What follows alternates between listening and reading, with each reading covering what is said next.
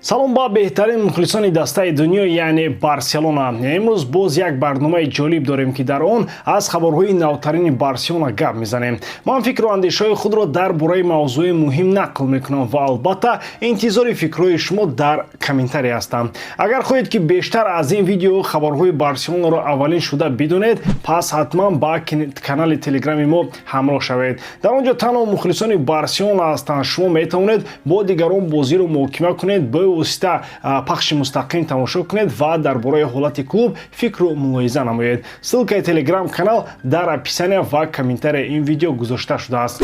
лайки химатбои худро фаромӯш накунед, ин барои мо мотиватсия медиҳад. Акнун дар ягон ҷо баъз ошнед, мо бошем сар мекунем.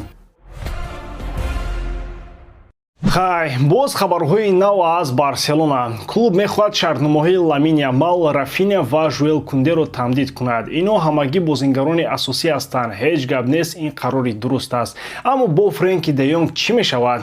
Ин ҷо боз як сериали беохир идома дорад. Соли гузашта клуб ба ӯ пешниҳоди шартномаи нав кард, вале ҷавоби равшан нагирифт. Баъд фикр кард ки хай агар намехоҳад, мо ҳам дигар тамдид намекунем.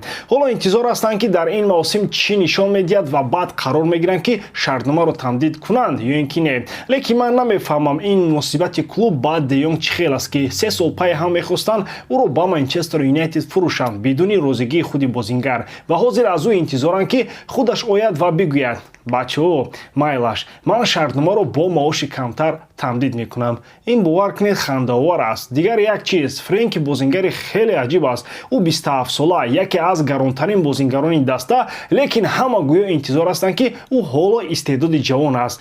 Вақти ҷавонӣ кайҳо гузашт, ӯ ё бояд роҳбари даста шавад, ё Барса бояд роҳи дигарро интихоб кунад. Ламин, Кунде ва Рафина инҳо 100% шартномаашон бояд тамдид шавад. Онҳо асоси Барселонаи имрӯза ҳастанд. Аммо бо Френки боз ҳамон ҳикояи Дембеле такрор мешавад. Гапу хабар бисёр, вале натиҷа нест. Ва ростӣ ман фикр мекунам, агар роҳбарияти клуб бо ӯ муносибати дуруст мекард, ӯ кайҳо шартномаро тамдид мекард ва шояд ҳатто маошашро ҳам кам мекард. Лекин вақте бо касе 3 сол бадрафторӣ мекунӣ, пас аз ӯ чӣ интизор шудан мумкин? Акнун саволи асосӣ: ба Барса Френк дар ҳақиқат лозим аст? Агар имконияти гирифтани Ҷошуа Кимих ҳамчун бозингари озод вуҷуд дошта бошад, пас ин беҳтарин вариант аст. Кимих бозингари босифат ва устувор аст, таҷрибаи калон дорад. Агар ӯ биёяд, пас нақша равшан мешавад. Кимих ба ҳайати асосӣ меравад, Касадо дар ҷои ивазкунандагон мемонад ва Френк метавонад равад. Албатта, Касадо дар чанд моҳи охир андаке заифтар бозӣ кард, аммо агар дар паҳлӯи бозингари мисли Кимих рушд кунад, метавонад бозам беҳтар шавад. Муҳимаш ин ба клуб имкон медиҳад ки мушкилии нимҳимоятгарро ҳал кунад ки кайҳо боз беҷавоб мондааст.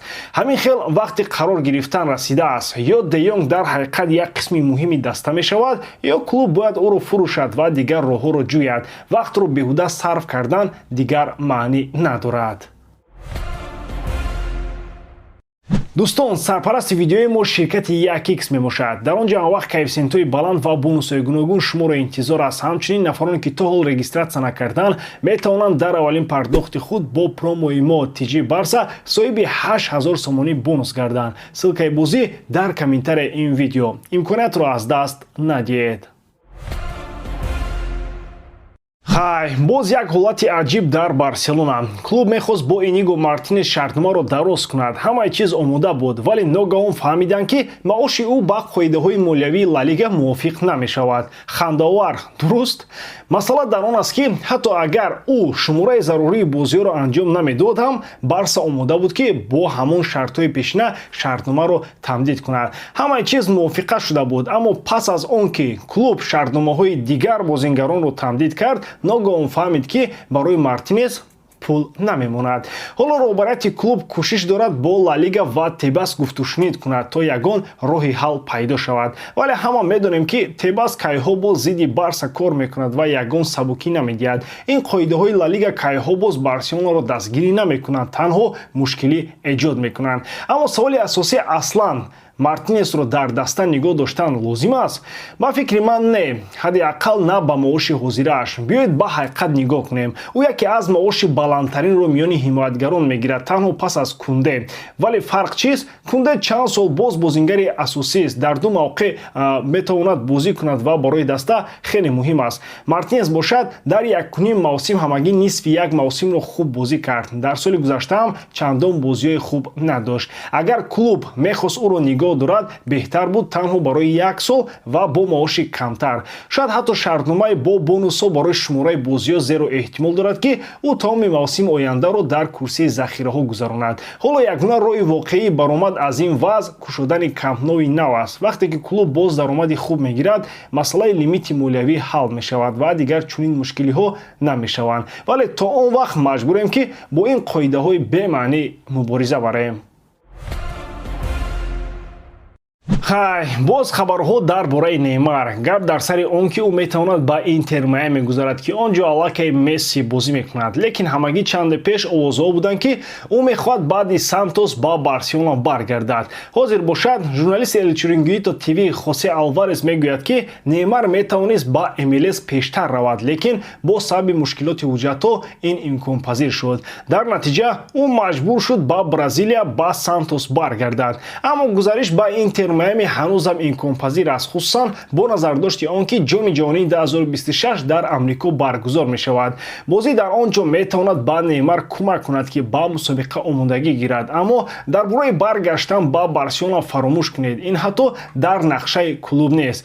ҳоло Барса тамоман дигар ҳадафҳо дорад. акнун як чизро рӯи рост мегӯям, ман бозии Неймарро дар Сантос тамошо кардам. ҳоло ӯ аслан чизе нишон дода наметавонад ва бозингарони атрофашам сатҳи баланд надоранд.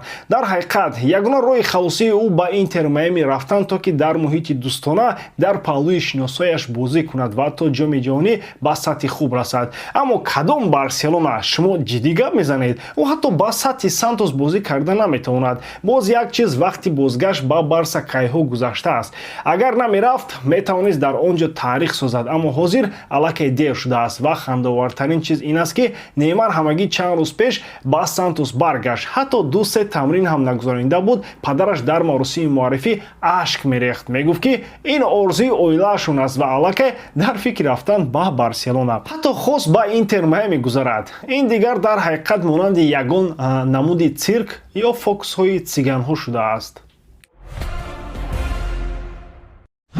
Барселона ниҳоят қарор кард ки фланги чапи ҳамларо пурқувват кунад. тибқи маълумоти АС, ин яке аз ҳадафҳои асосии Деку барои тобистон аст ва ростӣ ин комилан дуруст аст, чунки ҳоло дар он ҷо касе бозӣ мекунад ки аслан вингери чап нест.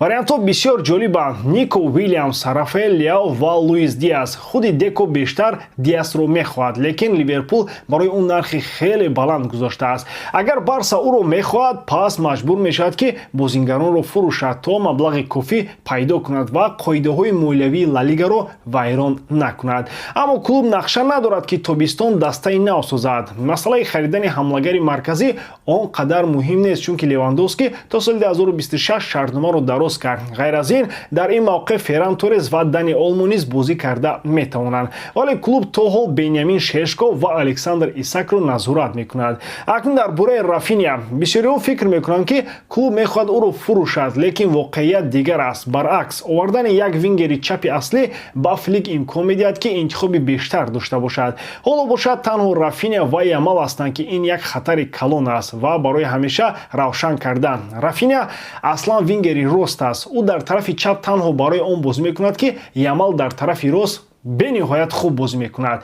ва Барса вингери чапи табиӣ надорад. ғайр аз ин, Рафа дар паҳлӯи майдон бозӣ намекунад, балки зуд ба марказ мегузарад ва флангро ба Балде меспорад. дар як мавсим бозиҳои зиёде ҳастанд. бозингарон хаста мешаванд, баъзан ҷароҳат мегиранд. оё бо ҳамагӣ ду вингер ки ҳеҷ яке вингери чапи табиӣ нест, мо боз як соли дигар давом медиҳем?